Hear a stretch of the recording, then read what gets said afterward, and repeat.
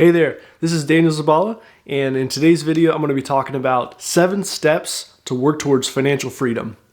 So when you are planning for your future as a young adult or as an older adult, it's important that we have a game plan in order to work towards the goal of financial freedom. We're blessed to live in the best country in the world, the United States of America, and there's a lot of opportunities.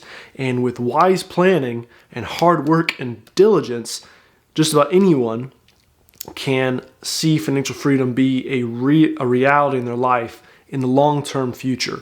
Some sooner than others. But with hard work and diligence and patience, it can and will pay off. Anything we do financially to increase our knowledge, improve our situation, by putting in real effort, will pay off. And in the world of money, a lot of times it's all about having the knowledge. Most people just don't have a financial education. When you know what to do with money, whether it's when it comes to debt or investing or what have you, simply by knowing, you're way ahead of the game compared to the majority of everyone else.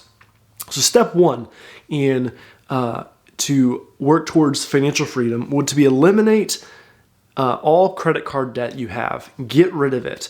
I'm not suggesting that anyone, just completely get rid of your credit cards. It's good to have them for building your credit. If your credit's been hurt majorly, then you definitely have to work on that as well. But definitely want to eliminate all the balances on those credit cards and make sure if you're using them on a consistent basis, you're paying them off every single month. You should never be paying interest on those credit cards.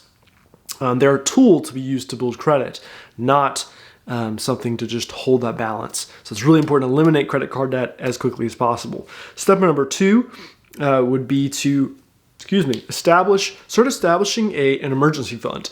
This would be 6 to 12 months worth of living expenses that you could have and use just in case of worst case scenario, like you lose your job, you have some big emergency, medical emergency, or something better, something positive, like if you want to buy a car with cash or put a down payment on a car or a house.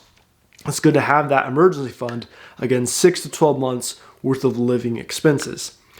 Step number 3, I would say, I'm looking at my notes here, sorry, I'm glancing down, would be, I would say, to then start focusing heavily on eliminating other forms of debt you might have, whether it would be school loans, which as long as the school loans are for a field that you're working in, is an investment, I would call it.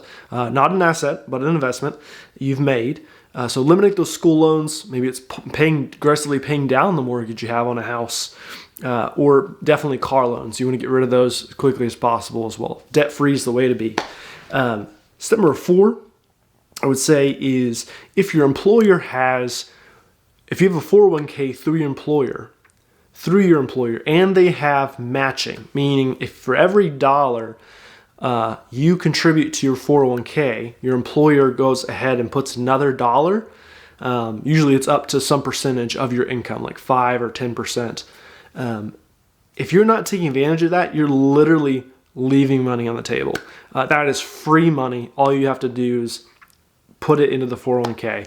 And a lot of times, like I said, 5 to 10% of your income. And if your employer's matching that, that's another 5 or 10% you're getting every single year. It's like giving yourself a raise automatically on your income. So definitely do your employer matching on a 401k if your employer has a matching program.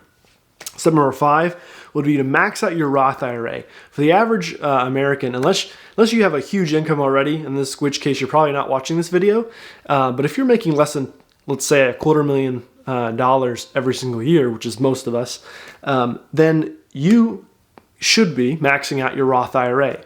So Roth IRA, if you're not familiar with that, IRA stands for Independent Retirement Account. There's a traditional IRA and a Roth IRA. A Roth IRA is tax-free on the backside, meaning when you go to retire, if your account has grown to, say, $1 million or more, it's tax-free when you withdraw it at retirement age in your 60s and 70s. I can't remember the exact age off the top of my head. It kind of changes from time to time. It's been a while since I've looked at that. And so $6,000 is the max you can put into that. One little tidbit, today is towards the end of January in 2020. Well, you have the ability, you may not know this, to max out your Roth IRA for last year, 2019, all the way up until when taxes are due April 15th. So let's say you had a huge bonus or some extra money or a gift. Say you had $12,000 pop up kind of from wherever between now and April 15th. You could technically put $6,000 into your Roth IRA for last year right now, and you could go ahead and put $6,000 into your Roth IRA for this year, 2020. So something to keep in mind. Definitely want to max out your Roth IRA because tax-free on the backside. That's awesome. I don't know about you, but I'd rather pay taxes on $10,000 than $1 million or more dollars.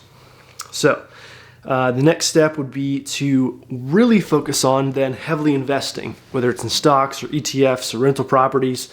And also with that investing is investing in yourself, increasing your financial IQ, your financial education. Again, going back to what I said at the beginning of this video, a lot of times it's just a matter of knowing what to do. Most people don't have a financial education, and that is up to you. Most people don't have that. They didn't have parents that taught them because they didn't know. They just know what they've seen their parents doing or their peers doing or work. There's always pressure in a workspace to spend money on things you don't need to be spending on, wasting money essentially. So increase your financial education, your financial IQ. Seek out that knowledge. Read at least one book every single year. That was some advice I got in my early 20s was for the rest of your adult life, read at least one book on financial education for the rest of your life. And in 20 or 30 years, you'll be amazed at the difference that having that knowledge made in your life financially when it came to the decisions that you ended up making. And what's really interesting about financial education I found is that as an adult, the more you learn about it, I think this is for most people, the more you learn about it, the more you want to know and learn. Because your eyes start to open up to this world of opportunity and possibilities that you never knew existed before. So it really inspires hope in, I think, just about anyone. Again, being in the United States of America, where we have so many great opportunities and a financial political system that allows us to become financially free if we put in the work and the discipline, the sacrifice. And the last thing I would say is definitely one of your goals, your 5-year or less goals, should be if you're in your 20s, is to buy a house. Now, I'll make in some other videos if I define what's the difference between an investment, an asset, and a liability. They're all different.